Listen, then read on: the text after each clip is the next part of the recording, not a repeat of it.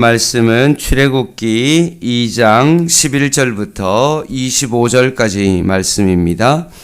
구약성경 83쪽에 있는 출애굽기 2장 11절부터 25절까지 말씀 한 절씩 교독하겠습니다. 출애굽기 2장 11절입니다.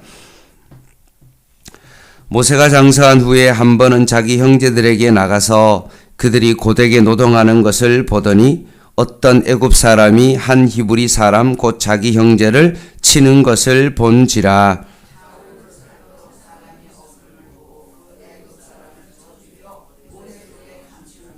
이튿날 다시 나가니 두 히브리 사람이 서로 싸우는지라. 그 잘못한 사람에게 이르되 내가 어찌하여 동포를 치느냐 하매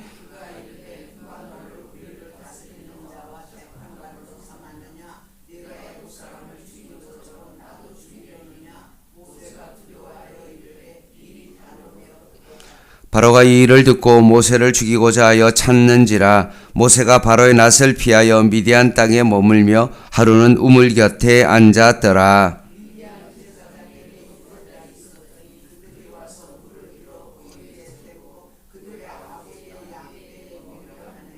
목자들이 와서 그들을 쫓는지라. 모세가 일어나 그들을 도와 그 양떼에게 먹이니라.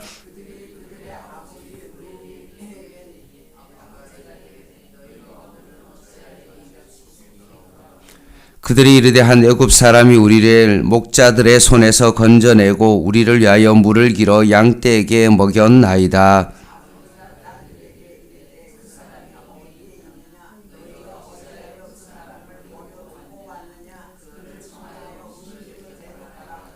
모세가 그와 동거하기를 기뻐하며 그가 그의 딸 십보라를 모세에게 주었더니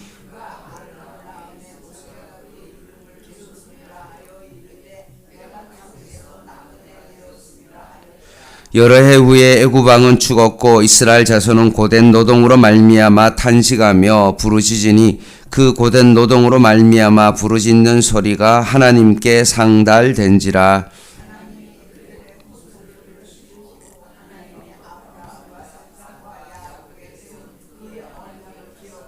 같이 읽겠습니다. 하나님이 이스라엘 자손을 돌보셨고 하나님이 그들을 기억하셨더라. 아멘. 모세는 부모의 노력과 보이지 않는 하나님의 손에 의하여 갈대 상자 속에서 애굽 공주의 손으로 옮겨지게 됩니다. 사도행전 7장 22절에 의하면 그렇게 애굽 왕궁에 들어간 모세는 모든 지혜를 배웠고 그의 말과 하는 일이 능하게 되었다라고 기록되어 있습니다. 그렇게 모세가 애굽 왕궁에 들어가고 난 이후에 결정적으로 이제 그의 나이가 40이 되었을 때 그의 인생의 전환점을 맞이하게 됩니다. 11절 말씀 보면 모세가 장성한 후에 40이 되었을 때에 한 번은 자기 형제들에게 나가서 그들이 고되게 노동하는 것을 보더니 어떤 애굽 사람이 한 히브리 사람 곧 자기 형제를 치는 것을 본지라. 좌우를 살펴 사람이 없음을 보고 그 애굽 사람을 쳐 죽여 모래 속에 감추니라 라고 되어 있습니다. 여기서 고되게 노동한다 라고 했을 때 이것은 어떤 거냐 하면 노예 상태에서 노동을 한 것을 묘사하고 있습니다. 좌우를 살폈는데 애굽 사람이 없자 모세는 그 애굽 사람을 쳐 죽입니다. 이게 단순한 한 번의 가격으로 그렇게 되었는지 다툼이 계속 일어났다가 그렇게 죽었는지는 모르지만 결과적으로는 모세의 마음 가운데 큰 분노가 있었음을 추정해 볼 수 있습니다. 그래서 시체를 모래 속에 감추었는데 결국 이 시체가 발견되었는지 아니면 히브리 백성이 소문을 냈는지 정확하게는 알 수는 없지만 결국 사람을 죽였고 그 일로 인하여 그 소문이 퍼지게 되었던 것입니다. 다음날 모세가 다시 현장으로 갔습니다. 뭔가 죄의식이 있었는지 어떤 이유인지는 모르겠지만 다시 그 장소를 찾아갔는데 13절 말씀에 보면 이튿날 다시 그 장소에 갔더니만 이번에는 두 히브리 사람들이 서로 싸우고 있습니다. 그래서 잘못한 사람에게 내가 어찌하여 동포를 치느냐라고 했더니만 그 사람이 너가 언제 우리의 재판관으로 삼았냐? 그리고 어제 애굽 사람을 죽인 것처럼 지금 나를 죽이려고 하느냐라고 그 말을 하자 모세가 두려움에 사로잡혔고 모든 일이 탈로 난 것을 깨닫게 되어집니다. 이 부분에 있어서도 마찬가지로 사도행전 7장에는 보면 처음에는 그들을 하해시켰다고 그렇게 증거합니다. 뭔가 자신이 이스라엘 공동체를 위하여 선의를 베풀고 뭔가 잘해 보려고 했지만 그것이 오히려 악의가 되어서 자신에게 모든 것들이 돌아오게 됩니다. 참 안타깝죠. 뭔가 자신은 나름대로 도와주려고 했는데도 불구하고 그것이 안 좋은 모습으로 자기에게 돌아온 것입니다. 참 모세의 마음 가운데 억울함이 있었을 것입니다. 그럼에도 불구하고 합력하여 선을 이루시는 하나님의 모습을 보게 됩니다. 자신의 범죄가 탈로 되었음을 깨닫고 15절에 보면 모세가 도피를 결정합니다. 이 모세의 행동은 애굽 왕이 보기에는 분명히 반역 행위이기 때문에 그렇습니다. 그래서 도망간 곳이 어디냐면 미디안 땅으로 도망을 갑니다. 시나이 반도에서 600km가 떨어진 사이의 북동쪽에 있는 어디 미디안 쪽에 가서 생활하게 되어집니다. 거기서부터 이제 한 40년 동안 광야의 생활이 시작되어집니다. 거기서 16절에 보면 미디안 제사장 7달이 있었는데 그들이 와서 물을 길어 구유에 채우고 그들의 아버지 양떼에게 먹이려 하는데 목자들이 와서 그들을 쫓아냅니다. 그래서 힘이 없기 때문에 당하고 있었을 때 그때 17절 말씀에 보면 모세가 일어나 그들을 도와 그 양떼에게 먹이니라 라고 되어 있습니다. 오늘 미디안 제사장의 딸들을 도와주는 모세의 행동을 보면 모세는 아무래도 이렇게 봤을 때 앞에 모습을 유치해서 봤을 때 모세는 불의를 참지 못하는 그런 성격인 것 같습니다. 동족의 문제에 개입했던 것도 마찬가지고 지금 약한 처지에 놓여 있는 그것을 보고 있지 않고 개입한 것입니다. 그래서 이 사건을 그 딸들이 아버지 르우엘에게 가서 알려줍니다. 그랬더니만 르우엘이 듣고 이렇게 선의를 베푼 사람을 그냥 돌려보내면 어떡하냐, 데리고 와라 라고 해서 모세를 청하여 음식을 먹이고 거처 없던 모세에게 잠자리를 제공합니다. 그때부터 모세는 이드로의 이 집에서 양을 치며 생활하게 됩니다. 그리고 가정을 꾸미고 21절에 보면 모세가 그와 동거하기를 기뻐하며 그의 딸 십보라를 모세에게 주었는데 그 아들을 낳음에 모세가 그의 이름을 게르솜이라고 했는데 그 뜻은 무엇입니까? 내가 타국에서 나그네가 되었음이라 하였더라. 이방 땅에서 나그네가 되었다라는 뜻이죠. 고향 같았던 애굽을 떠나 이제는 미디안에서 나그네와 같은 그런 삶을 살고 있음을 의미합니다.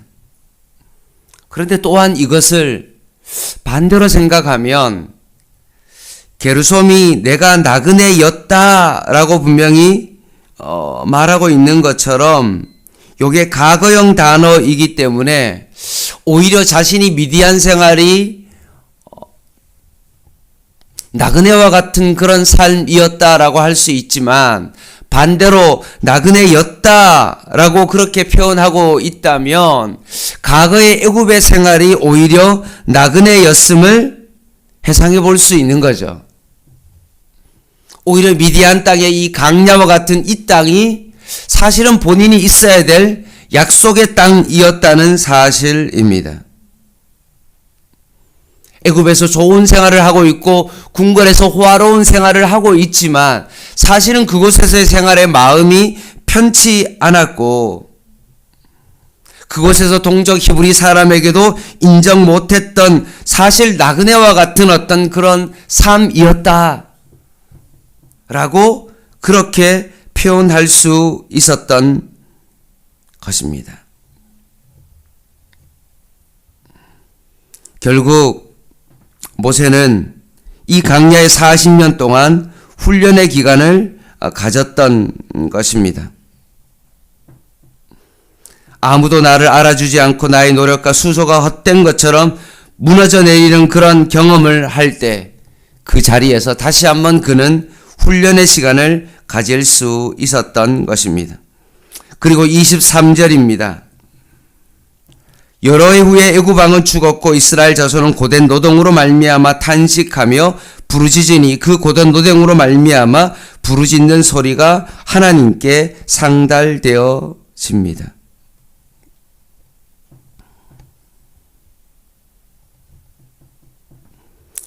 이스라엘 백성들의 부르짖는 소리가 하나님께 들려지게 된 것입니다.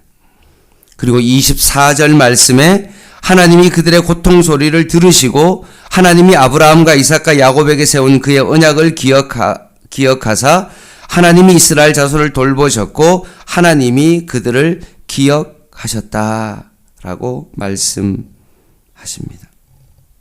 하나님께서 아브라함과 이삭과 야곱과 세운 언약을 기억하셨다라고 말씀합니다.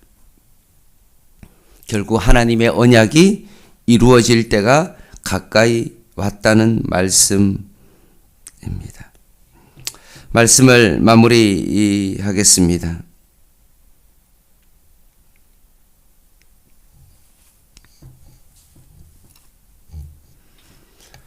하나님은 우리의 언약을 기억하시고 그 언약대로 하나님께서 모든 일들을 행하십니다. 오늘 이스라엘 백성의 고통 중에 있는 그 모든 것들을 돌보시고 그들의 삶 가운데 때가 되어 개입하셨던 것과 마찬가지로 하나님은 우리가 언약 백성으로 그 언약을 기억하고 언약의 말씀에 의지하여 살아갈 때 하나님은 반드시 우리의 작은 신음에도 하나님께서는 그것을 기억하시고 하나님께서는 반드시 응답하신다는 말씀입니다. 우리의 고통 가운데 하나님은 손을 놓지 아니하시고 우리의 언약을 기억하시고 하나님의 때에 하나님의 방법으로 하나님께서는 반드시 역사하십니다. 주만 바라볼지라 라는 그 찬양 가사처럼 하나님 사랑의 눈으로 너를 어느 때나 바라보시고 하나님 인자한 기로서 언제나 너에게 귀 기울이시니 어두움의 밝은 빛을 비춰주시고 너의 작은 신음에도 응답하시니 너는 어느 곳에 있든지 주를 향하고 주를 바라볼지라 라고 말씀했던 것처럼 우리가 있는 그 현장 가운데서 언제라도 주님만을 바라보고 주님만을 의지하고 그렇게 나아간다면 하나님께서는 반드시 우리의 삶 가운데 역사하시고 그 약속에 의하여 하나님께서 우리에게 반드시 축복해 주실 줄 믿습니다. 오늘 하루도 그 언약의 하나님을 바라보시고 우리의 기도 가운데 응답하시는 그 하나님을 의지하여 오늘 이 아침에도 주님 앞에 언약을 붙잡고 기도하는 저와 여러분 되시기를 주님의 이름으로 간절히 부탁을 드립니다. 기도하겠습니다.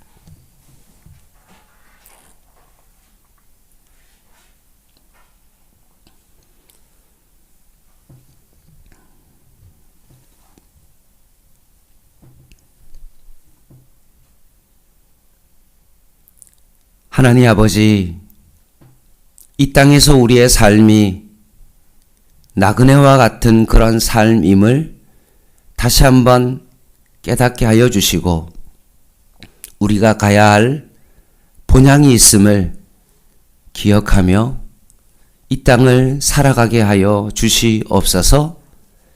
애굽에서의 호화로운 생활이 하나님 우리의 삶 가운데 나그네와 같은 그런 삶임을 기억하며 하나님의 나라를 꿈꾸며 영원한 본향을 향하여 오늘 하루도 한 걸음 한 걸음 걸어갈 수 있는 저희들 되게 하여 주시옵소서.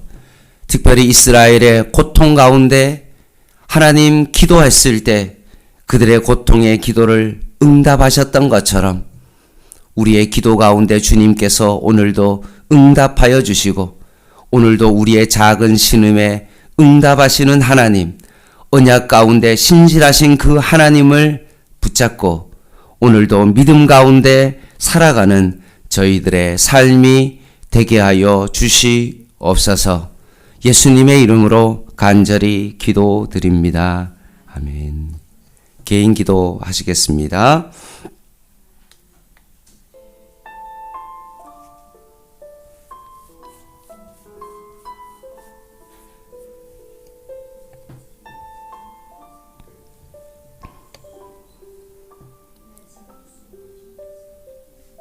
하나님, 우리의 선의가 불의로 돌아올 때에도 내가 감당할 수 없는 이 강야의 시간이라 할지라도 하나님의 때에 언약을 기억하시고 모세에게 역사하셨던 하나님께서 오늘도 이 아침에 언약 가운데 신실하신 하나님께서 강야의 시간을 보내고 있는 하나님의 백성에게 주님의 때의 방법으로 주님 역사하여 주시고 다시 한번 주님을 바라보고 언약을 기억하며 오늘 하루를 살아가게 하여 주시옵소서.